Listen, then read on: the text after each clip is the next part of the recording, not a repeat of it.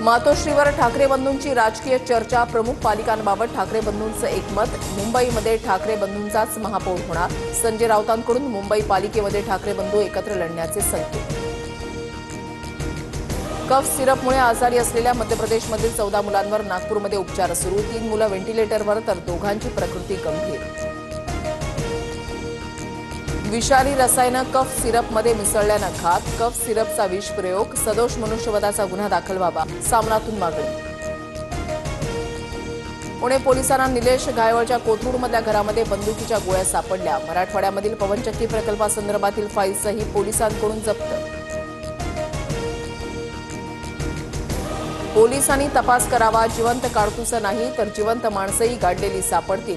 निलेश घायवळच्या घरावरील पोलिसांच्या छाप्यानंतर धंगेकरांची टीका. नितेश राणे सिंधुदुर्ग जिल्हा बँकेमध्ये कर्ज घोटाळ्यांचे सूत्रधार. बँक टिकली पाहिजे म्हणून मुख्यमंत्र्यांना भेटणार, राजन तेलींचा आरोप.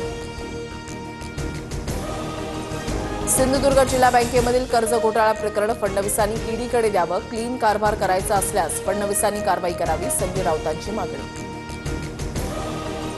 मध्यरात्रीपासून नांदेड शहरामध्ये पावसाची संततधार. सखल भागामधील रस्त्यांवर पाणी. नागरिकांना सतर्क राहण्याचे प्रशासनाचं आवाहन. मुंबई पालिका निवडणुकीची अंतिम प्रभाग रचना जाहीर. महानगरपालिकेच्या निवडणुकीला वेग. आरक्षण सोडतीकडे सर्वांचं लक्ष.